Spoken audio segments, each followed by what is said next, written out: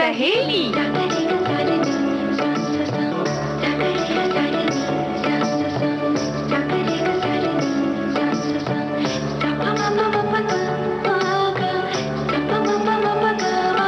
सखी सहेली।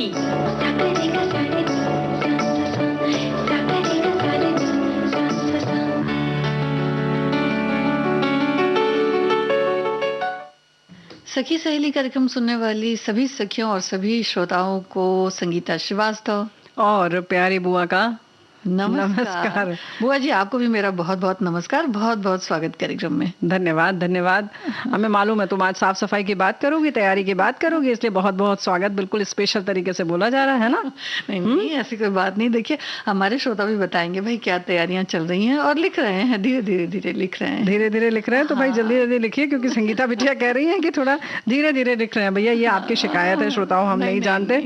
नहीं है शिकायत? नहीं बिल्कुल नहीं। आराम से लिखें, अच्छा लिखेंगे, फिर ज्यादा लिखेंगे।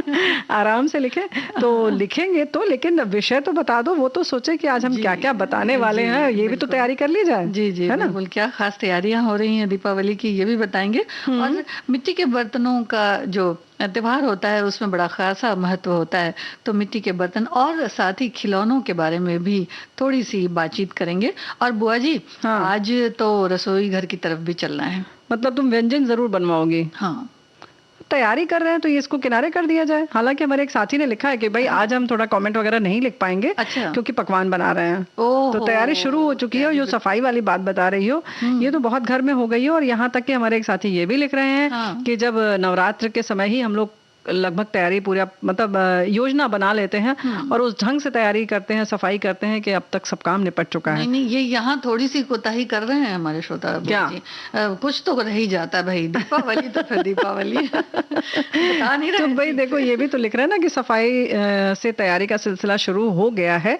अब मिट्टी के दिए, मिट्टी मूर्ति, मिट्टी के खिलौने, कुल्हिया, चुकिया, इन्होंने ब्रैकेट में लिखा है कुल्हिया और चुकिया, और कुछ शुभता के लिए धातु, पीतल या चांदी के सामान खरीदने की परंपरा है, उसकी भी तैयारी चल रही है। तो भाई धन त्रयोदशी के दिन खरीदा जाएगा। लेकिन फिर हम लोग अटक गए। जब सफाई की बात हो रही है, तैयारी की बात हो रही है, तो बस अटक जा रहे हैं। व्यंजन की तो बात हो गई, लेकिन सखी विशेष में आज कौन लेकर है? हम हाजिर हैं आज। हाँ, किसको लेकर हाजिर हैं? बताइए। जी हाँ, आज जी हाँ, जिया रानी। और जिया रानी जी के बारे में जो हम बताएंगे उसके बारे में हमारे और भी साथियों ने भी लिखकर भेजा है। जिन्हें गोला देवी के नाम से भी जाना जाता है। तो विस्तार से हम जानकारी देंगे। जिस तरह से बड़े विस्तृत तरीके से सफाई हो रही है।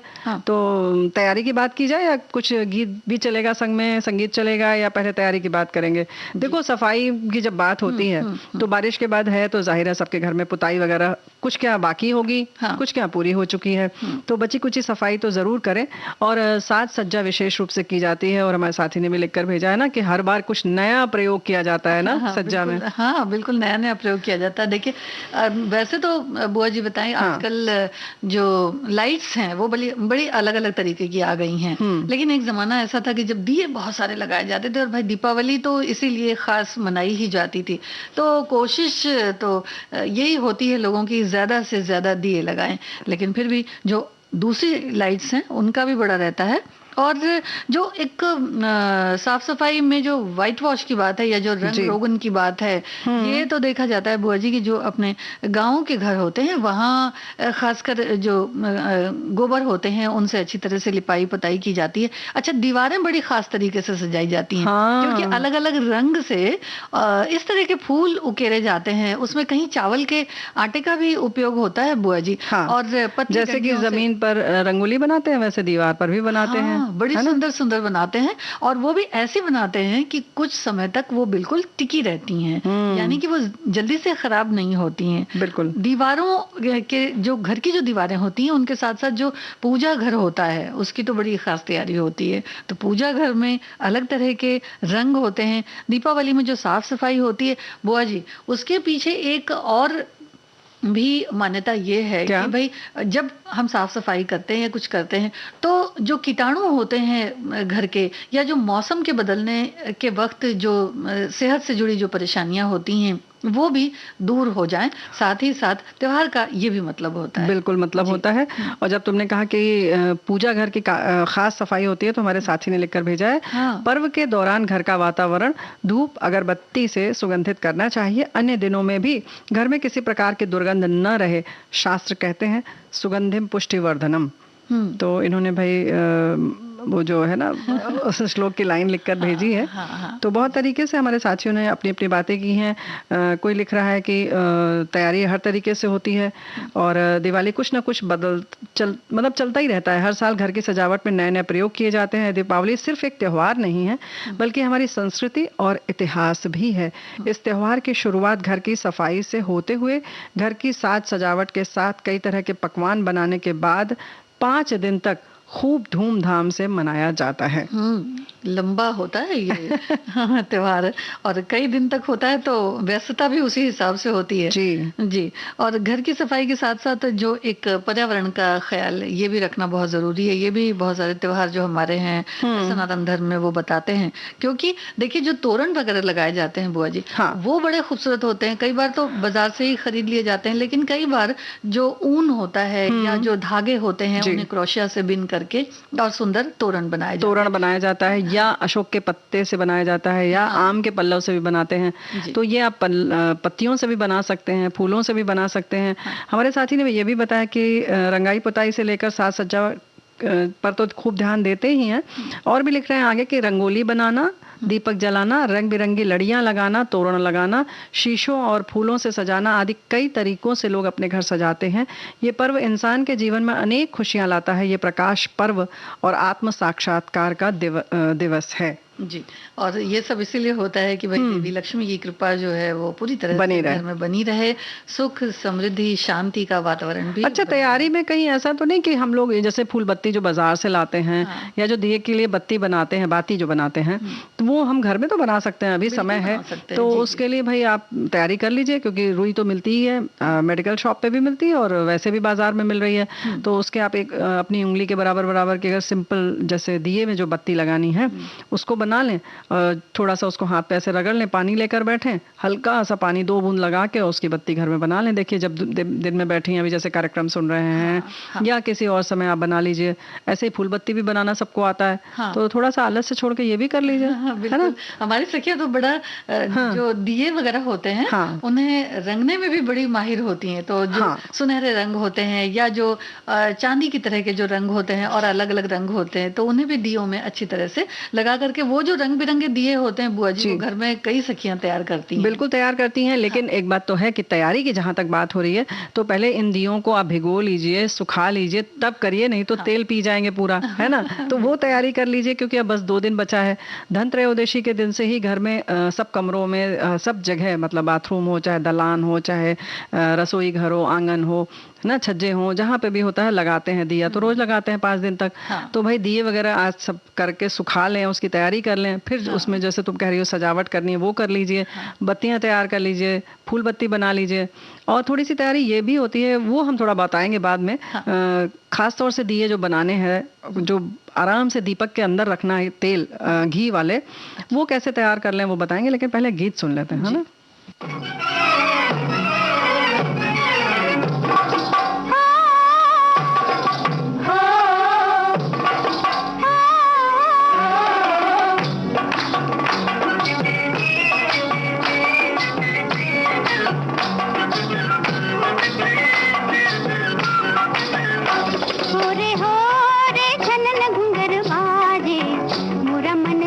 पिया तोरी डगर झूमे पिया, आजा घर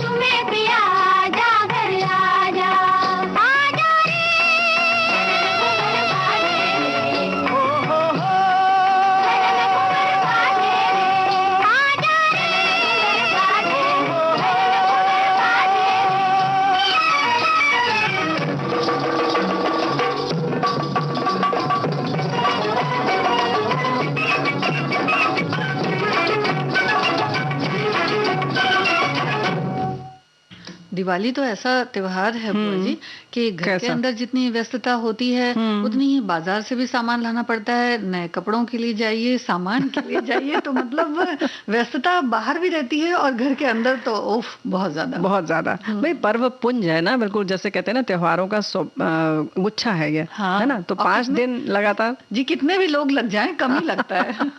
लेकिन कुछ तैयारी जैसे कर लो, जैसे दिए की हम बात कर रहे थे ना, तो दिए जल्दी जलते नहीं हैं। तो पहली बात तो उनकी जो बत्तियां बनाते हैं हम बाती, उसको पहले से आप घी तेल जिसमें भी आपको बनाना है उसमें डुबो कर रख लीजिए, और तब उसको जब आप लगाएंगे तो अच्छे से जलेगा। अच्छा, कोशिश करें कि उसमें अगर थोड़ा सा कपूर डाल देंगे तो और तेजी से जलेगा।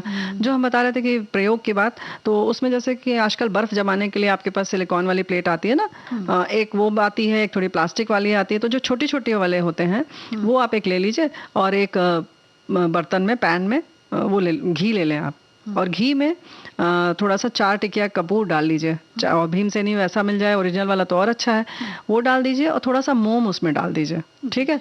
और जैसे ही घी गर्म हो जाए तो उसमें आप करीब मोमबत्ती समझ लो भी, ये अपनी उंगली के बराबर डाल दीजिए उसके 3 टुकड़े करके, और तेल जो घी जो है उसमें कपूर पड़ा हुआ है आपके, और उसके संग संग जब ये आप डालेंगी मोम 3 टुकड़े, तो जैसे ही पिघलने लगे आप गैस बंद कर दें और उसको किनारे हटा दीजिए। थोड़ा सा कम गर्माहट उसकी रह जाए तो आप इस बर्तन में डाल दीजिए। पहले आधा चम्मच डालें, जैसे मतलब जितना बड़ा बर्तन है आपका, वो छोटी सी बिल्कुल दियलिया जैसे ही होती है ना साइज उसकी, तो वो उसी साइज कर लें, और उसमें पहले तो आधा भरें उसको, और उसमें फूल बत्ती जो होती है, हम लोग जो ये फूल बत्ती नहीं होती है दिए के लिए आरती वाली जो, उसको रख दीजिए उसमें फिर 1 चम्मच ये घी डाल दीजिए आप, 2 चम्मच, फिर उसके बाद सब फ्रिज में रख दीजिए, सब 8-10 जितना आपको बनाना है फ्रिज में रख देंगे, ये सब जम जाएगा। अब आपका रेडीमेड दिया तैयार हो गया। अब आप किसी भी मिट्टी के दिए में इसको रख के उस समय जब आप जलाएंगी तो पूजा के बाद तो आपको हड़बड़ी नहीं रहेगी, और जब लगेगा कि पूरा घर रोशन हो जाए तो एक बार में रोशन हो जाएगा। तो कपूर से खुशबू भी अच्छी आती है, उसके संग संग जलने में भी तेजी आ जाती है उसके। तो कुछ इस तरीके का प्रयोग आप पहले से तैयारी कर लेंगे तो अच्छा है। ऐसे ही सारी बत्तियों में मुंह पर उसके जैसे जहां पर जलते हैं उस समय उस पे कपूर का चूरा अगर आप लगा देंगी तो तेजी से जलता है। तो जैसे अगर थोड़ी बहुत हवा भी है तो वो संभाल लेगा अपने आप को। तो इस तरह से आप अगर दिए की तैयारी कर लेंगी तो बहुत अच्छा रहेगा, है ना। और आजकल वो भी तो चला हुआ है बुआ जी, जो एक पात्र रहता है बड़ा सुंदर सा, उसमें फूलों को डाल देते हैं और उसके बाद से दिए सुंदर लगते हैं उसमें। अरे तो पात्र रहता क्या, मतलब बना लीजिए आप। हाँ बिल्कुल, कोई भी पुरानी परात है या जैसे टब जैसा होता है उसमें आप आधा पानी भर दें, फिर कोई भी फूल की पंखुड़ियां बिखेर दीजिए उसमें, बीच बीच में दिए तैरा दीजिए, है ना।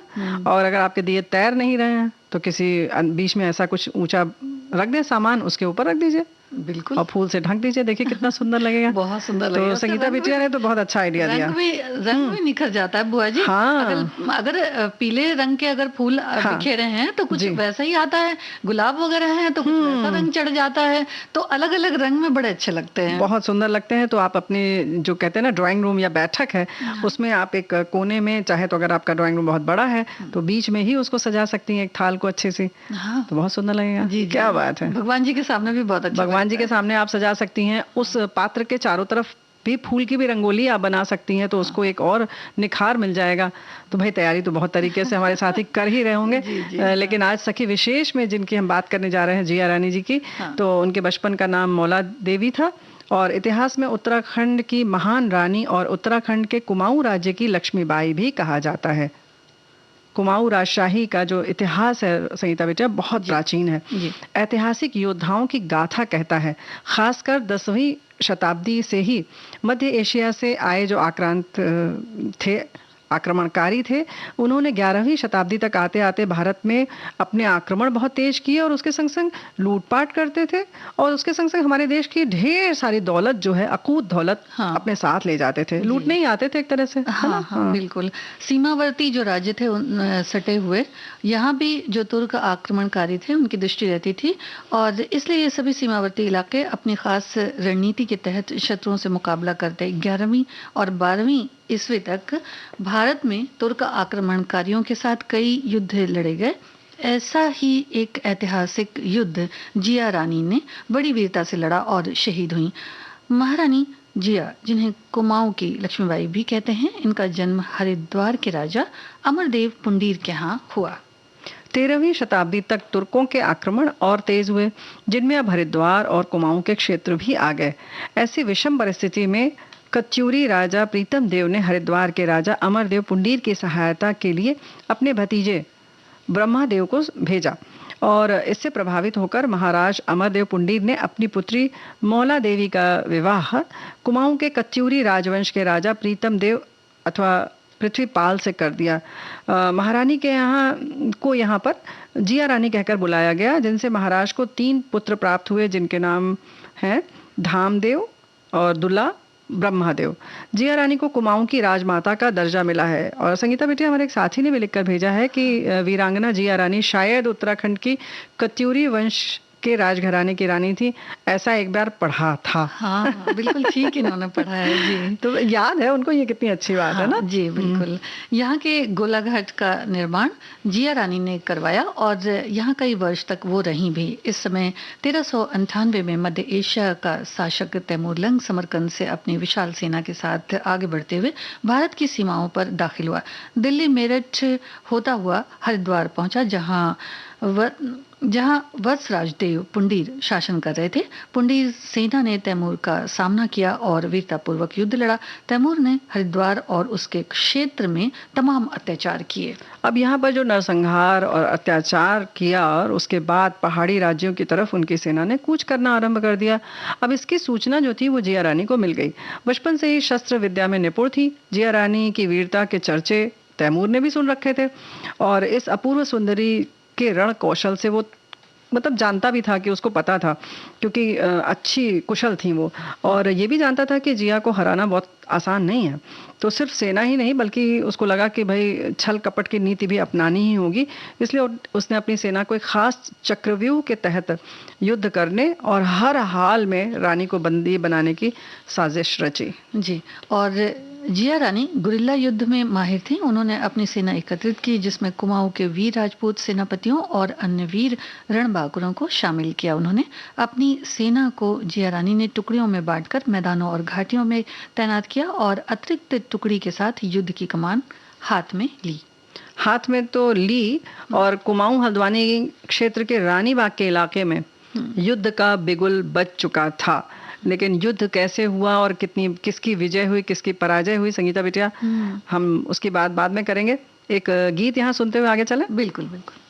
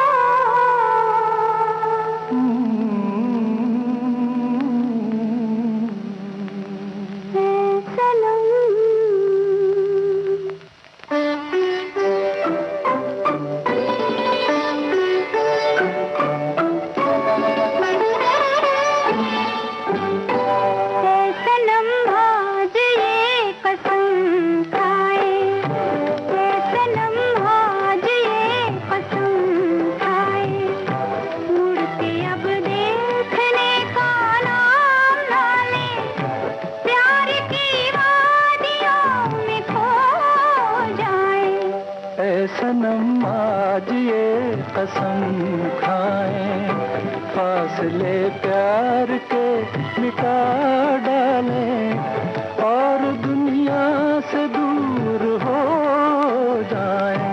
ऐ सनम आज ये कसम खाएं।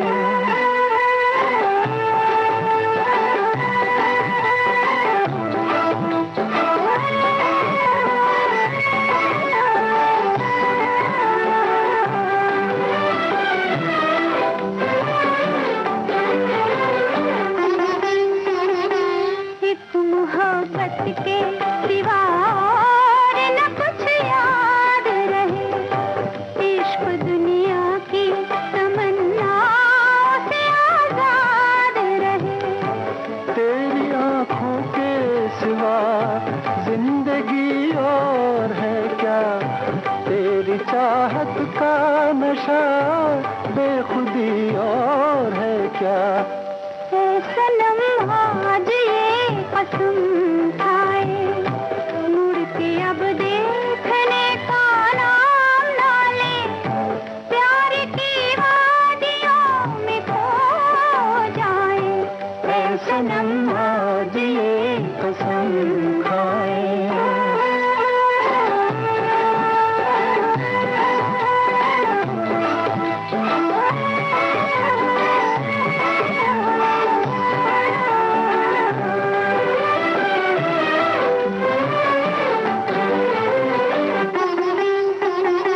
अपना ईमान फकत अपनी मोहब्बत होगी, हर घड़ी इश्क की एक ताजा कयामत होगी। देख कर रंगे वफा मुस्कुराएगा खुदा, और सोचेगा जरा इश्क क्यों पैदा किया, इश्क क्यों पैदा किया।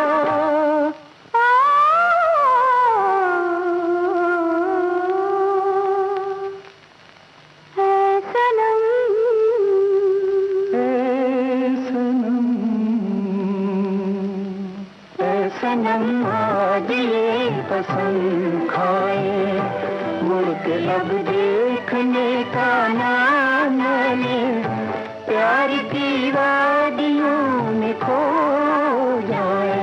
ए सनम आज ये कसम खाए, ए सनम आज ये कसम खाए, ए सनम आज ये तो भाई इस तरह से युद्ध का बिगुल बज चुका था और एक तरफ तैमूर लंग की विशाल और खूंखार सेना थी और दूसरी तरफ अद्वितीय सुंदरी रानी, सशक्त योद्धा जिया रानी, जिनके हौसले और इरादे दोनों साफ थे। हौसले बहुत बुलंद थे। अपनी शक्ति को ढाल बनाया रानी ने और दिल में दुश्मन सेना को धूल में मिलाने के इरादे लिए अपनी सेना में सबसे आगे खड़ी दिखाई दी। उनकी अगुवाई में सेना ने दुश्मन पर बिजली की गति से प्रहार किया। आतताई तुर्क सेना और जिया रानी की सेना में घमासान युद्ध छिड़ गया। रानीबाग के मैदान में तैमूर की सेना को महारानी ने इस तरह पछाड़ा कि जो रक्त का सैलाब था उसे देख तैमूरी सेना के पांव उखड़ने लगे और दुश्मन सेना ने वहां से भागना ही मुनासिब समझा। जिया रानी और उनकी सेना ने जंग के मैदान में शत्रुओं को खदेड़ खदेड़ कर मारा और इस जंग में फतह हासिल की, कुमाऊं के आक्रांताओं से बचाया और महाराज के शासन को सुदृढ़ बनाने में अपना योगदान दिया। ये तो हो गई उधर की बात। इधर की बात अगर करें तो तैमूर अपनी हार का घूट पीकर चल रहा था, वो भी एक स्त्री के हाथों। वीरांगना जिया रानी को बंदी कैसे बनाया जाए, कुमाऊं को कैसे लूटा जाए, इन सपनों को तैमूर अपनी आंखों में पालता रहा। एक बार फिर तैमूर ने पूरी ताकत से चुपचाप कुमाऊं पर हमला बोल दिया। जिया रानी की सेना जो थी इस बार पूरी तरह तैयार होती, इससे पहले ही तुर्क आक्रांताओं ने घेरा डालकर जिया रानी की छानबीन शुरू कर दी। महारानी ने अपने सतीत्व की रक्षा करते हुए एक गुफा में शरण ली। कुछ वक्त बाद उनकी सेना और महाराज प्रीतम देव की सेना ने फिर एक बार पूरी शक्ति से तुर्कों के आक्रमण को विफल किया और हमलावरों को खदेड़ा। कहते हैं कि जिया रानी बेहद सुंदर थीं और महादेव की भक्त थीं। एक बार वो यहीं के चित्रेश्वर महादेव मंदिर दर्शन के लिए आई थीं। यहाँ गौला नदी में स्नान और फिर दर्शनों के लिए उन्हें जाना था। शिव भक्तिनी जिया रानी गौला नदी में स्नान के लिए जब आई, उस वक्त चंद तुर्क आक्रमणकारियों ने वहां डेरा डाला था, जिसकी सूचना महारानी को नहीं थी। कहते हैं इन आक्रमणकारियों से बचने के लिए उन्होंने भगवान शिव का ध्यान किया और इसके बाद वो गौला नदी के पत्थरों में समा गईं। आक्रांताओं ने उन्हें बहुत ढूंढा, उन्हें बंदी बनाकर तैमूर की हार का बदला लिया जा सके, ऐसा वो सोच रहे थे। लेकिन जिया एक सती नारी थी, पत्थरों में समा गईं और तुर्क सेना को यहाँ भी मुंह की खानी पड़ी। गौला नदी के किनारे आज भी ऐसी शिला है जिसका आकार कुमाऊं की घाघरे की तरह है।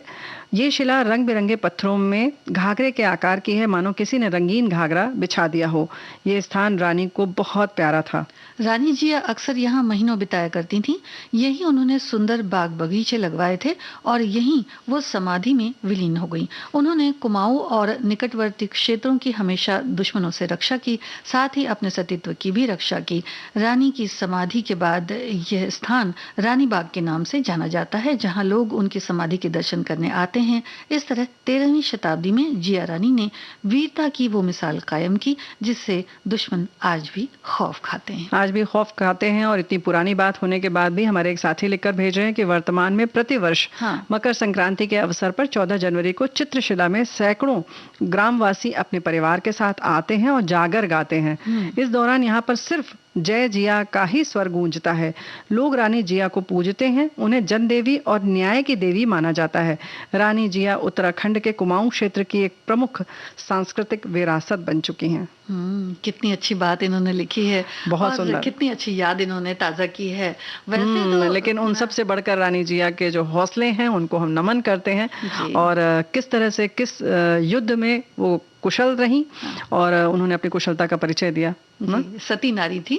और इस तरह की कुछ ही वीरांगनाएं हैं अपने देश में बुआ जी, जिन्हें की पूजा भी जाता है, यानी कि देवी के कुल देवी के तौर पर। तो ऐसी ही थी जिया रानी। और अब कार्यक्रम में एक छोटा सा अंतराल ले लेते हैं, उसके बाद फिर मिलेंगे ना। हाँ बिल्कुल। अच्छा।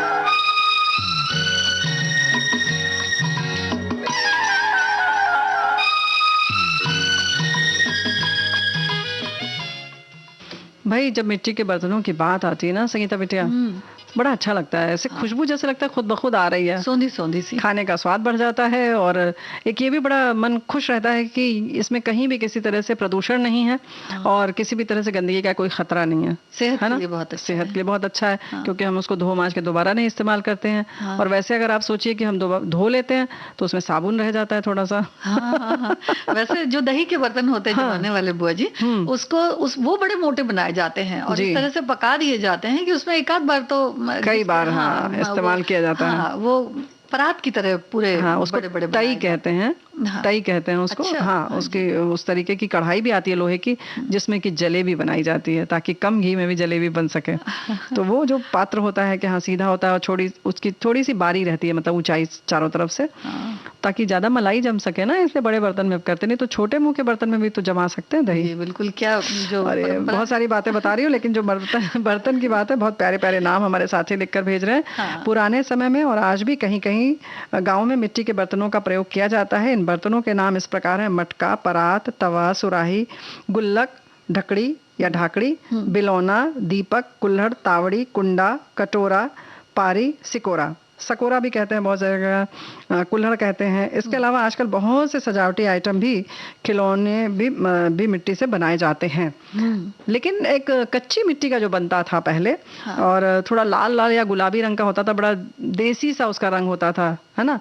और एक छोटी सी कढ़ाई जैसा होता था, मतलब उसकी जो प्लेट बनाते थे और उसमें रसोई घर का सारा सामान रहता था। चक्की भी रहती थी, मतलब मिट्टी से ही सोचो वो जाता भी बनाते थे। जाता मतलब चक्की, जिसमें कि नीचे की वो रहता था, ऊपर वो चलता भी था, है ना। ऐसे चूल्हा, बेलन, चकला, तवा सब बनाते थे। और छोटे से ऐसे दोनों हम लोग की जैसे अंजुली इस समय जितनी बड़ी है, उतना ही बड़े में आ जाता था सब सामान, है ना। हाँ बिल्कुल। और एक बताओ। नहीं आप बताइए।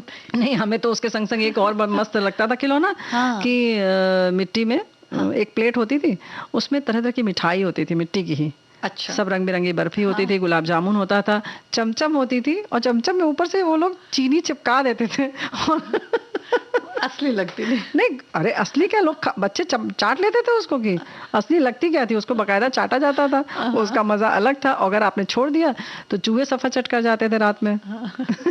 अच्छा, तो ये भी मिट्टी का एक अलग ही रंग और रूप है, और अरे उसे भी किस किस तरह से सजाया जाता है। बहुत बहुत सुंदर सुंदर। जी जी। और जो आपने चाक की बात करी है, ये इसके तो जानते होते भी थे बिल्कुल। तो अलग अलग तरह से जो आविष्कार किए गए, उनमें अगर देखा जाए तो बहुत सारे शहरों में होता था, बहुत सारे देशों में होता था। जैसे ये नहीं कहा जा सकता कि खाली भारत में ही, लेकिन कुछ एक देश थे, जैसे चीन की बात कर लें, या चेक गणराज्य हैं, जापान है, रूस है, दक्षिण अमेरिका, अफ्रीका, या जो मध्य भाग है हाँ एशिया का, तो वहाँ मिट्टी से बनी जो प्राचीन कलाकृतियां हैं ना, वो भी बड़ी सारी देखने में आती हैं। जो अपने देश की हैं वो तो देखने में आती ही हैं जी, लेकिन बाहर भी कुछ ऐसा ही है कि चीनी मिट्टी का उपयोग जो है वो बहुत ज्यादा किया जाता है। लेकिन भाई देखो, हमारे साथी जो लिखकर भेज रहे हैं, आज कोई विदेश जाने वाला नहीं है। तुम चाहे जापान की बात कर लो, चाहे कहीं की कर लो, न्यूयॉर्क की कर लो, चाहे इटली की कर लो, चाहे दुबई की कर लो, नहीं, उनको यहीं ले आएंगे। असली दिवाली जो होती है ना, हमारी इन मिट्टी के खिलौने के साथ ही होती थी। परियां, गुड़िया, सेठ सेठानी, लेकिन सबसे ज्यादा हमें इंतजार रहता था गुल्लक का। पहले तो वो मिट्टी का गोलाकार बना हुआ रहता था, बाद में मछली के आकार का मोर बना हुआ, और न जाने कितने तरह का होता था। मिट्टी होते थे गुल्लक। हाँ, गुल्लक की बात कर रही हैं। अच्छा, उसके बाद इनका कहना है कि मिट्टी की बनी हुई छोटे छोटे कबूतर, तोता, गौरैया, वो भी इतने सजीव लगते थे कि देखकर मन खुश हो जाता था। अब ना ये बाजार में उतने मिलते ही हैं, ना ही बच्चे पसंद करते हुए हैं, क्योंकि जब आप इसे पसंद करके बच्चों को देंगे नहीं तो वो खेलेंगे कहाँ से। अच्छा, एक बात तो और थी बुआ जी, कि जब ये खिलौने मिलते थे तो हम लोग खरीदते थे, खरीदने के बाद उसे बड़ी सावधानी से खेलने के बाद रख भी दिया जाता था, कि ये भी पता था कि भाई अगर इनमें जरा सा भी धक्का लगा तो ये टूट जाएंगे, तो उतनी ही सावधानी भी बरतते थे। तो कहीं ना कहीं इसकी जो एक खूबसूरती थी उसे बनाकर रखने की बहुत समय तक कोशिश की जाती थी। जी हाँ, अगर टूट गया तो बड़ा दुख होता। अच्छा, जैसे इन्होंने जो सेठ सेठानी वाली बात की है, वो बड़े मजेदार होते थे। उनकी गर्दन में स्प्रिंग लगा दिया जाता था, हिलते थे, दोनों की गर्दन हिलती रहती थी, तो लगता था बुढ़ा बुढ़िया बात कर रहे हैं आपस में, सेठ सेठानी। तो कभी बैठे हुए होते थे।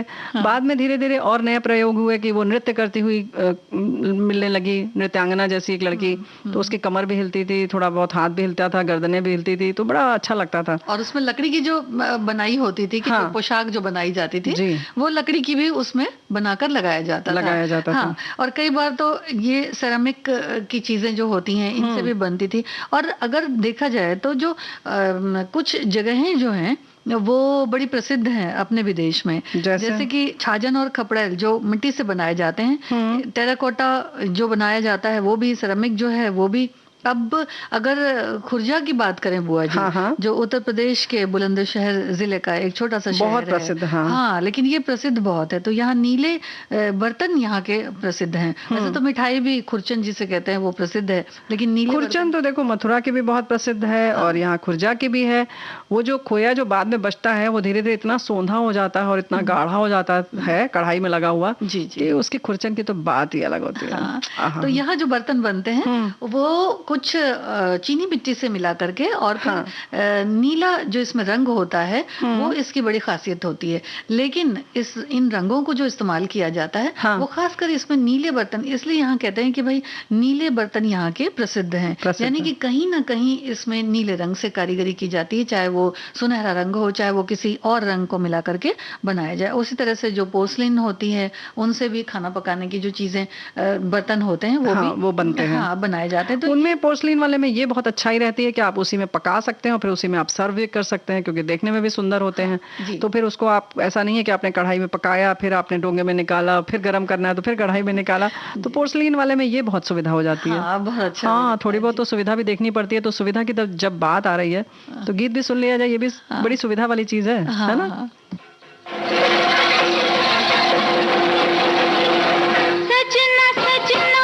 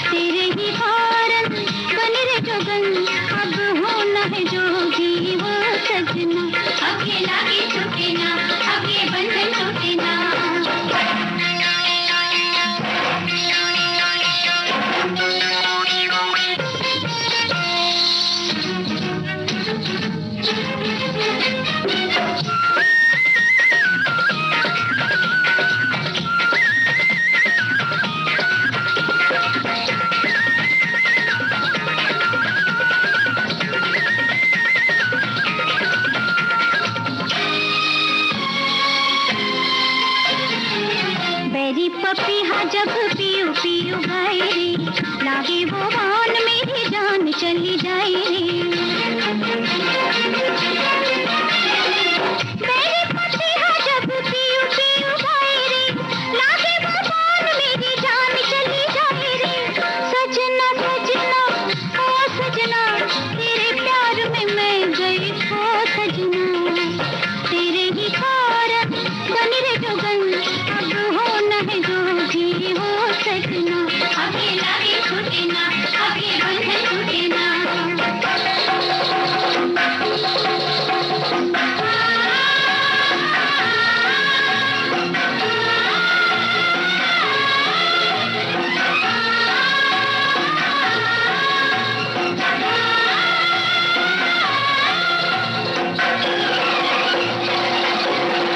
दुनिया के मेले ना अकेले देखे जाएंगे,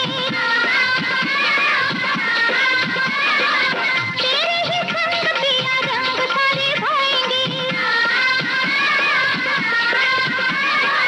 दुनिया के मेले ना अकेले देखे जाएंगे, तेरे ही संग पिया रंग सारे भाएंगे। सजना सजना ओ सजना, तेरे प्यार में मैं गई खो सजना। तेरे ही कारण बनी रे जोगन, अब होना है जो भी वो सजना। अकेला ही छूटे ना, अब ये बंधन टूटे ना। सजना सजना ओ सजना। चुनार के बर्तन भी बहुत प्रसिद्ध है बुआ जी। ले आओ, बताओ कहाँ का और बता रही हो तुम, इसमें क्या क्या होता जी, है? वेलोर इसका भी के- जो इसका नहीं, इसका तो सबसे खास बात ये होता है चीनी मिट्टी का, छोटी सी प्लेट में हाँ। 4 कप और उसके 4 सॉसर, आहा, उसका सेट हाँ। वहाँ जरूर मिलता है। हाँ। और उसके संग संग वो पूरा उसका दूध दानी, शक्करदानी, ये सब पूरा सेट होता है, एकदम छोटा सा। हाँ। मतलब कप तो बिल्कुल आप समझ लीजिए कि कितना बताएं, 1.5 इंच 2 इंच ऊंचा बस, हाँ वो सबके पास होगा जरूर। हाँ, लेकिन खूबसूरती तो बहुत प्यारी होती है। हाँ। और चुनार तो भाई प्रसिद्ध है चीनी मिट्टी के सामानों के लिए। जी जी। और वेल्लोर भी इसी तरह से हाँ, है, वेल्लोर। जो, हाँ, मिट्टी के बर्तनों के लिए बहुत प्रसिद्ध है। और जो एक काठ के बर्तन होते हैं बुआ जी, हाँ। पतले काठ के बर्तन जो होते हैं, जिन्हें कागजी बर्तन भी कहते हैं, तो इस तरह ये असम की तरफ से भी बन के आता है, कहीं कहीं आपको प्रदर्शनियों में मिल जाता है। बिल्कुल, बिल्कुल। इसकी ग्लास का सेट होता है, जग होता है, और बड़े अच्छे केन के ही उसमें हैंडल वगैरह भी लगा देते हैं जग के, तो बड़ा अच्छा लगता है उसको जी, जी, देखकर। जी, और इस्तेमाल भी किया जा सकता है। हाँ, मदुरई हो गया, सेलम जी। हो गया, उदयगिरी हो गया, विशाखापट्टनम है। यहाँ पर जो उजली एक सफेद तरह की मिट्टी होती है बुआ हाँ, जी, हाँ। तो उससे बड़े आकर्षक हरे रंग का एक कांच के तरह का कुछ बर्तन बनाते हैं। अच्छा। तो वो बड़ा सुंदर सा होता है। तो देखिए भारत में कितनी सारी विविधताएं बहुत हैं, सुंदर और है। जो हमारे कारीगर हैं वो क्या क्या बनाते हैं, इतनी सुंदर सुंदर चीजें। अरे संगीता बिटिया, लेकिन कारीगर की बात कर रही हो तो आजकल तो खासतौर से जो हमारे साथी जो हैं, हाँ। वो जो बिजली का काम कर रहे हैं, हालांकि उनके लिए बेचारे तो नहीं कहना चाहिए, हमारे जो साथी हैं वो इस समय बहुत व्यस्त हैं, बहुत ज्यादा व्यस्त हैं। हाँ। सबके घर रोशन करने में लगे हुए हैं, झालरें बिक रही हैं, तरह तरह से लोगों के घर में दिया बत्ती की भी जो जरूरत है, मतलब रोशनी करने की, उस सब का इंतजाम कर रहे हैं। तो कुछ हमारे साथी जो है ना, कह रहे हैं कि हम कमेंट्स नहीं लिख पा रहे हैं, बहुत व्यस्त हैं। बहुत काम कर रहे हैं। जी, तो भाई जी। आप काम करिए, तभी तो हम खुश रहेंगे और आप भी खुश रहेंगे। आपकी भी तो साल भर में यही सबसे ज्यादा इनकम का समय है, तो आमदनी करिए अच्छे से। हाँ बिल्कुल। है ना? और देखिए मिट्टी की जो खूबसूरती है बुआ जी, इन सब चीजों में तो होती ही है। जैसे घुड़सवार भी बनाए जाते हैं, पंछी भी बनाए जाते हैं, लेकिन मिट्टी से सीटी भी बनाई जाती है। हाँ, बहुत हाँ, ज्यादा। तो वो मिट्टी की चीनी मिट्टी वाली ना। हाँ, उससे सीटी भी बहुत अच्छी बनाई जाती अरे है। एक सीटी तो इतनी सुंदर होती है कि वो चिड़िया के आकार की होती है, और उसमें पानी भर देते हैं, और वो जब बजती है तो इतनी मीठी आवाज उसमें आती है, पानी से होके जो आवाज आती है, तो वो पानी की गुड़गुड़ाहट भी उसमें बजती है। तो वो चिड़िया की जो आवाज निकलती है वो बहुत अलग होती है बाकी सीटियों से। हाँ। तो उसमें वो पानी भर के भी किया जाता है, मतलब वो आता है। तो एक कारीगरों छोटी को तो सलाम करने का मन करता है। बिल्कुल सलाम करने को मन करता है। एक जो उन्होंने आजकल बहुत पहले भी हमने देखा है, और अब तो बहुत चीजें चूंकि सोशल मीडिया की वजह से, प्लेटफॉर्म की वजह से बहुत चीजें पता चल गई हैं। तो एक छोटा सा होता है कटोरे जैसा, दिया होता है, उसमें पीछे से पानी भरते हैं, हालांकि उसमें तेल भरा जाता है अगर आपको दिया जलाना है, लेकिन वो दिखाने के लिए ऐसा करते हैं, पीछे से आप भर देते हैं पानी, फिर आप उसको सीधा करके रख देते हैं। अच्छा। मतलब उसकी तली में से आप भरते हैं पीछे से। हाँ। और जब उसको सीधा रख देते हैं तो वो बहता नहीं है, वो अंदर कहाँ जाता है नहीं पता। ये बनावटी है, ये कारीगरों की कला है। और फिर उसके बाद एक जो उसमें छेद होता है जिसमें कि बत्ती लगाते हैं, मतलब बाती जो लगाते हैं, उसमें से वो आप लगा के उसको अंदर से और जला दीजिए, जलता रहेगा। तो ये भी मुझे लगता है कि पुश्तैनी काम जी, होता पुश्तैनी काम है, ये कारीगरी है इन लोगों की। तो इन कारीगरों को सफाई होती है, काम में बहुत सफाई होती है। और इतने सारे जो बाजार लगते हैं उसमें अलग अलग तरह के जो बर्तन हम देखते हैं, तो ऐसा लगता है कि भाई ये किस चीज के हैं, ये किस चीज के हैं, ये किससे बने होंगे। तो यही सब अलग अलग चीजें हैं जिनसे ये मिलकर बनते हैं। लेकिन बचपन में जो धनत्रयोदशी के दिन बाजार किया जाता था, दीपावली के खिलौने खरीदे जाते थे, उन सब का अपना मजा था। और खासतौर से बाजार इसलिए भी तो सस्ता था ना कि गणेश लक्ष्मी हैं, यहाँ तक कि जो हनुमान जी हैं, काली जी की पूजा होती है, इन सब की कच्ची मिट्टी के जो बनती थी मूर्तियां, इनको जब खरीदने जाते हैं हम लोग, तो जाहिर है कि उनके संग संग ढेर सारे खिलौने भी खरीद के लाते हैं। बबुआ होता था बैठा हुआ, उसके सिर पर छेद होता था, उसमें भी पैसा डाला जाता था। हाँ, बड़ा ये बारीकी का काम होता है कि जरा सी भी इधर उधर अगर हाथ हुए तो फिर वो जो है तो गड़बड़ हो जाती है वो चीजें। जी। और इस कुछ एक जो विश्वविद्यालय हैं भी मृदा शिल्प के भारतवर्ष में है बुआ जी, तो वहां से भी जो डिग्रियां हैं वो इस पर हासिल की जा सकती हैं। लेकिन कुल मिलाकर वही है कि फिर काम तो खुद को ही करना है। हाँ, कलाकारी तो है और इसमें आपका हुनर दिखाई देता है, और फिर आप इसमें और कितनी अपनी कल्पनाशीलता जोड़ते हैं और उसमें नए आयाम जोड़ते हैं। और उसमें कौन और नए नए चीजें बनाते हैं, ये आपके ऊपर निर्भर करता है। जैसे देखो लकड़ी की बात आती है तो लकड़ी के खिलौने भी बनते हैं, लेकिन अब एक अलग ढंग का उन लोगों ने लट्टू बनाया है। आप उसको तेजी से चलाते हैं, गोल गोल सा रहता है और वो अपने आप चलते चलते पलट जाता है और तब भी चलता रहता है। तो ये सब नई नई चीजें बन रही हैं बहुत सारी। तो हमारे बहुत सारे साथी चले गए हैं कहीं कहीं, उन्होंने लिखा है कि हम कभी चुनार से लाए थे, अभी भी है बच्चों के खिलौने में। कोई कह रहा है हम बनारस गए थे तो वो 100 संग का प्लेट लाए हैं, अभी तक रखा है हमारे पास। जी, तो ये चीजें भी खरीदेंगे तो अच्छा है, जो इस चीज को बढ़ावा मिलता है और जो एक कलाकारी है वो कहीं ना कहीं जिंदा रहती है, बहुत जरूरी है। और अब क्या बनाने जा रही हो? इस तरह की कलाकारी देखिए कितनी सारी जो व्यंजन है उनमें भी होती है। व्यंजन में दिखाओगी ना तुम? हाँ हाँ, चलो चलो बनाओ। पहले गीत सुन लें या गीत सुनना? हाँ हाँ, अरे इससे अच्छी क्या बात होगी, गीत करो, सुनाओ, हम तब तक तैयारी कर लेते हैं, है ना? जी।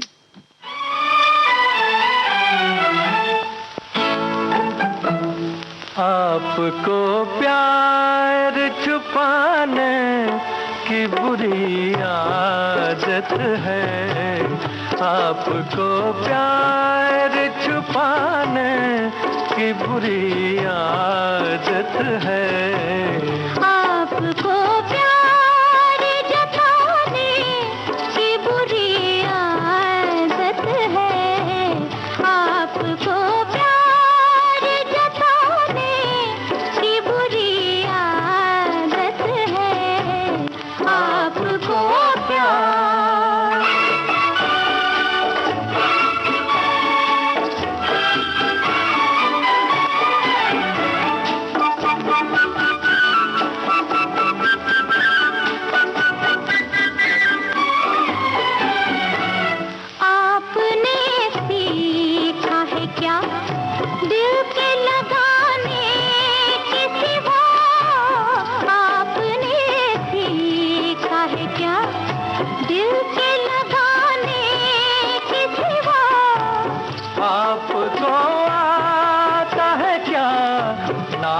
दिखाने के सिवा, और हमें नाज उठाने की बुरी आदत है, और हमें नाज उठाने की बुरी आदत है, आपको प्यार जताने की बुरी आदत है, आपको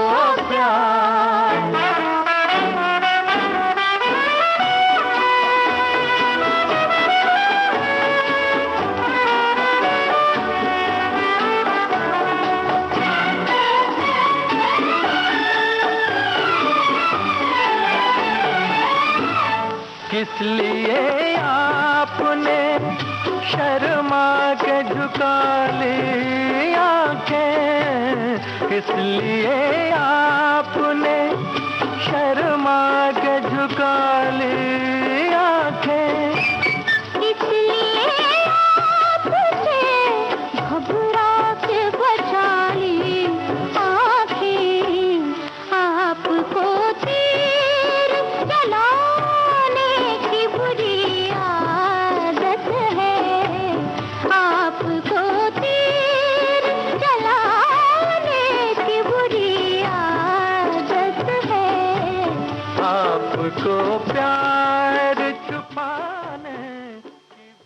शुगर फ्री। अब या तो मिठाई मत खाओ, लेकिन फिर भी हमारे साथी बता रहे हैं कि sugar free dry fruits barfi. मतलब इसमें शुगर फ्री वो वाला नहीं डालना है। ये कह रहे हैं आधा कप सूखा अंजीर ले लें, 1 कप खजूर, 1/3 कप बादाम। हाँ। मतलब अंजीर की जो बात है आपकी मर्जी है, 1 चाहे कप लें चाहे आधा कप लें, ठीक है। 1/3 कप काजू, 1/3 कप अखरोट, 1/3 उतना ही पिस्ता, उतना ही किशमिश, 1 बड़ा चम्मच गुलकंद चाहिए। गुलकंद भी अपना मन हो तो डालें, नहीं तो इसको आप हटा सकते हैं। आधा चम्मच इलायची पाउडर, 1/4 चम्मच जो है जायफल पाउडर, और 1 बड़ा चम्मच घी चाहिए बस। और वर्क आप चाहें तो सजावट के लिए लगाएं, नहीं तो छोड़ दीजिए। 15 मिनट के लिए गर्म पानी में अंजीर भिगो दें और फिर पानी निथार कर अच्छी तरह से इसे सुखा लें। और इस बीच बादाम, काजू, किशमिश, अखरोट, पिस्ता सब है, खजूर, इन सबको बारीक बारीक काट लीजिए और फिर जो है मिक्सर में इसे थोड़ा मोटा मोटा पीस लीजिए, है ना। और पाउडर न मत बनाइए फिर। हाँ, क्योंकि हमें टुकड़ों में नट्स की ज़रूरत है, तो अंजीर को बारीक पेस्ट में बारीक पीस लीजिए, मतलब पेस्ट बना लें उसका। पानी मत डालना इसमें, है ना। और नॉन स्टिक पैन में घी को थोड़ा गर्म करें, अंजीर का जो पेस्ट बनाया है उसको डालकर अच्छी तरह मिलाएं, 1 मिनट के लिए भून दें। अब कटे हुए खजूर डाल दें, फिर अच्छी तरह मिला दीजिए, 2 मिनट तक पकाइए। अब इसमें कटे हुए ड्राई फ्रूट्स डाल दीजिए जो सब हमने रखे थे अलग। बाद में इलायची पाउडर, जायफल पाउडर, गुलकंद डालकर सबको अच्छी तरह से मिला लें, 1 मिनट के लिए पकाएं, फिर आंच बंद कर दें। ट्रे में जैसे कि बटर पेपर लगाकर या घी लगाकर उसको फैला दीजिए और फैलाकर रख दीजिए। जब ठंडा हो जाए तो आप काट लें बस। और चाहे तो आप फ्रिज में भी रख सकते हैं। फिर चाकू से इसको काट दीजिए आराम से। किसी भी, इन्होंने लिखा है कि अपनी पसंद के किसी भी सूखे मेवे का उपयोग कर सकते हैं, नारियल का बूरा। फिर इसी तरह से खसखस भी डाल सकते हैं। खसखस से थोड़ा सा अच्छा हो जाएगा। अच्छा हो जाएगा, अभी तक नहीं अच्छा था। क्रंची हो जाएगा। तो भाई बहुत अच्छी आपने ये रेसिपी भेजी है। हालांकि क्या बताने जा रही हो संगीता तुम? चावल की चकली बता रहे थे। ओहो। जी, इसके लिए सामग्री जो लेनी है वो चावल का आटा 1 कप ले सकते हैं, वैसे आप अंदाज से जितना बनाना है उस हिसाब से। 1 कप पानी अंदाज से ये भी, और आधा चम्मच कुटी काली मिर्च। जो तेल आप इस्तेमाल करेंगे वो आधा छोटी चम्मच सौंफ पाउडर, 1 छोटी चम्मच धनिया पाउडर, 1 चम्मच जीरा पाउडर, आधा चम्मच नमक और 1 पिंच हींग, थोड़ा सा चाट मसाला। तो 1 कप पानी जो आपने लिया हुआ है उसको उबलते पानी में काली मिर्च, सौंफ का पाउडर और उसके बाद धनिया पाउडर, जीरा, आधे चम्मच नमक जो भी है वो, 1 पिंच हींग, 1 छोटा चम्मच ऑयल, ये डाल करके और चावल का आटा डालकर इसमें मिलाना है। और उसके बाद देखना है कि मतलब जब वो पकने की इस तरह से आ गया हो तो फिर उसे 20 मिनट के लिए छोड़ दें ढक करके। अच्छा। और निकाल कर अच्छे से उसको गूंथ लेना है, सख्त गूंथना है, जैसे पूड़ी का आटा बनाते हैं उस तरह से। हाँ। और उसके बाद अगर लगे आपको तो 1 चम्मच इसमें पानी और ऐड कर सकते हैं, या ऊपर से अगर आपको लगे कि ज्यादा इसमें सख्त है या पानी कम है। हाँ। थोड़ा सा तेल लगाकर भी इसे गूंथ लें तो हाँ, टाइट गूंथना है। उसके बाद चकली बनाने की जो मशीनें आती हैं उसे उसके सिलेंडर में, क्योंकि चकली के साथ तो एक खास तरह की डिजाइन होती है। हाँ, उसमें दाने जैसे निकले रहते हैं ना चारों तरफ। हाँ, तो दांत जैसे, दान कांटे जैसे निकला रहता है। उसके सिलेंडर में थोड़ा सा घी लगा लेना है और उसके बाद उसको डाल देना है, मतलब जो भी आपका ये आटा है उसको। और उसके बाद 2-3 बार घुमाएंगे तो ऐसे ही 4-5 बार बनाएंगे तो छोटी छोटी चकलियां फिर कागज पे रख करके या किसी कपड़े पे, उसमें लंबा लंबा निकलेगा, आपको उसको गोल गोल घुमाना रहेगा। हाँ, लंबा भी बना सकते हैं, गोल भी बना सकते हैं। हाँ, लेकिन निकलेगा लंबा और उसको आप गोल गोल घुमा घुमा के चकली का दे सकती हैं आकार। हाँ, और उसके बाद फिर इसको तल लें, डीप फ्राई कर लें, बस बन तैयार। और फिर खा लें। हाँ, चाट मसाला चाहे तो ऊपर से डाल सकते हैं तो थोड़ी सी और अच्छी टेस्टी हो जाएगी। तो उसके बाद चाय पियेंगे। चाय तो 4 बजे के बाद पियेंगे हम लोग, लेकिन मैसूर पाक बता सकते हैं। और मैसूर पाक के लिए बहुत आसान सी है, विधि है, तो थोड़ा मेहनत लगती है बनने में, लेकिन बाकी कुछ इसमें ज़्यादा साज सज्जा नहीं है। बेसन चाहिए, घी चाहिए, शक्कर चाहिए और पानी चाहिए। बाद में आपको इलायची आदि डालना हो, मेवा डालना हो तो वो आपकी मर्जी है। लेकिन जैसे जिस भी चीज़ से अगर आप नाप रहे हैं, 1 कप अगर आपने लिया है तो 1 कप अगर आप बेसन ले रहे हैं तो 2 कप आप इसमें शक्कर लीजिए और 3 कप आपको घी चाहिए करीब लगभग। चाहे तो उसको थोड़ा कम कर सकते हैं, 2.5 भी कर सकते हैं, लेकिन सही में स्वाद अगर आपको चाहिए तो 3 कप चाहिए घी। तो बेसन को आप पहले तो घी पिघला कर उसमें घोल कर रख दीजिए एक तरफ, और शक्कर आप कढ़ाई में डाल लें और उसके बाद थोड़ा पानी डाल दें। चाशनी बनने लगे, जब अच्छे से उबलने लगे, बहुत उसको गाढ़ा नहीं करना है, बस उबाल आने लगे तभी आप जो आपने तैयार किया है घी में बेसन डालकर, एक तार बन जाए कम से कम। हाँ बस उबल के हो जाए तैयार, क्योंकि अभी आप जब बेसन उसमें भूनेंगे तो अपने आप पक ही जाएगी। तो अब आप सोचिए कि बेसन जो है वो पानी में भून रहा है, तो अब आप घी से क्या है कि बाएं हाथ से आप उसको डालती जाएं धीरे धीरे एक तार की तरह से, मतलब थोड़ा थोड़ा थोड़ा करके, और दाहिने हाथ से आप चलाते जाएं उस चाशनी को, और धीमी धीमी आंच पर डालती रहिए, क्योंकि ताकि गुलठी ना पड़े, और उसका चलाते रहें। फिर उसके बाद जब सारा बेसन घी पड़ जाएगा उसमें, तब उसको बहुत देर तक आपको चलाना है, क्योंकि पूरा बेसन पकेगा। और जैसे ही पकने लगता है ना संगीता बिटिया, तो ऐसे जैसे कहते हैं ना फटकने लगता है, मतलब वो एकदम उबाल सी आने लगती है, उबलने लगता है। हाँ बिल्कुल, जैसे कहते हैं ना कढ़ी जैसे उबलने लगती है, तो जाली सी बनने लगती है ऊपर, है ना। तो बस जैसे ही जाली सी बनने लगे तो बस आपको तुरंत एक पहले से आप तैयार रखिए थाली में घी लगाकर, और उसमें आप पलट दीजिए। पलटते समय भी आपको फिर किसी चीज़ से फैलाना नहीं है, जैसे कि हम लोग अक्सर छन्नी से या किसी चीज़ से थपका देते हैं ना, दबाते हैं, दबाना नहीं तो वो जाली खत्म हो जाएगी। बल्कि आप कढ़ाई इस तरह से डालें प्लेट पर, थाली में, कि उसी से खींच दें उसको, कि उसमें से फैल जाए, है ना। ऐसा ना करें कि जो आपने थपिया या जो भी ली है स्पैटुला या जो भी चम्मच है उससे आप उसको फैलाने की कोशिश नहीं करें। हाँ तो वो बना रहेगा उसमें, चाहे तो आप मेवा लगाएं। हालांकि एक बात और संगीता बेटे, इसमें बड़ी खास बात यह है कि थोड़ा कम पका हो या ज्यादा भी पक जाता है ना, तब भी बहुत स्वादिष्ट लगता है, क्योंकि उसमें इतना घी पड़ा है, बेसन है और शक्कर है, बस मैसूर पाक बहुत अच्छा लगता है ना। हाँ, बहुत अच्छा लगता तुम्हारे है। चेहरे से पता चल रहा है। तो बुआ जी और कुछ बता दें? हाँ, अरे नेकी और पूछ पूछ। तो एक और बता देते हैं, बेसन की बर्फी। इसके लिए जो चीज़ें लेनी है, 200 ग्राम, माफ़ कीजिएगा, 200 ग्राम बेसन, 150 ग्राम चीनी, 100 ग्राम घी, और 10-12 पिस्ता पतले कटे हुए, 2 इलायची, अब मतलब पुटी हुई लेनी है, और थोड़ा सा खाने वाला पीला रंग। तो पैन में बेसन को डालकर उसको सुनहरा भूनना है, और साथ साथ घी भी मिला दें इसी में। और जब बेसन भूनते समय घी छोड़ने लगे तो इसे, पहली बात तो ये है कि मध्यम आंच पर भूनना है। अगर आप चाहें तो थोड़ा सा इसमें सूजी भी मिला सकते हैं, क्योंकि इससे थोड़ा सा ये क्रिस्पी हो जाएगा, अच्छा लगेगा। और फिर साथ ही इसमें जो रंग आपने लिया हुआ है खाने वाला, वो मिला दें, और 1/4 से भी कम डालें चम्मच से, छोटे चम्मच से, ये जो पीला रंग है, रंग आपने लिया जो, हाँ चाशनी के लिए। फिर 1 कटोरी चीनी में आधी कटोरी पानी डालकर उसे पका लें, और चेक कर लीजिए कि मतलब जले नहीं, इसको लगातार हिलाते रहना है। और उबलती हुई चाशनी में कुटी इलायची डाल देंगे तो उसका फ्लेवर उसी में मिल जाता है। अब जो ये 1/4 जब ये उबल कर रह जाए, यानी कि सिरप जब इसका कम रह जाए, तो फिर उसमें थोड़ा थोड़ा सा बेसन डालकर मिक्स करें। उसके बाद गैस को बंद कर दें। फिर प्लेट में जो बनाया है आपने बेसन, उसे निकाल करके उस पर ड्राई फ्रूट्स जो भी आपको पसंद है वो काट करके उसमें सजा सकते हैं, ऊपर से सेट कर दें। और ऐसा कर दें कि मतलब थोड़ा सा दबा दें जिससे कि वो बाहर ना आए। हाँ, इसको आप थपथपा सकती हैं, चाहे तो स्पैटुला से या किसी भी चीज से थोड़ा दबा के फैला सकती हैं। हाँ, और उसके बाद 10 से 15 मिनट फ्रिज में रख दें। फिर बर्फी के शेप में इसको काटेंगे तो फिर पता चल जाएगा कि इसका टेक्सचर कितना अच्छा होता है। अच्छा संगीता बेटे, एक बात तो है, हालांकि समय समाप्त हो रहा है, लेकिन जैसे भी जब भी मेवे ये डालें, अगर आप थोड़ा सा उसको घी में भून लेंगे तो उसकी सौंधाहट अच्छी आ जाएगी। फिलहाल आप तैयारी में लगे रहें, खूब अच्छे अच्छे व्यंजन बनाइए, सबको बुलाइए, हम लोग भी आएंगे। लेकिन आज संगीत कार्यक्रम से लेते हैं इजाजत। सभी को संगीता श्रीवास्तव और प्यारी बुआ का नमस्कार।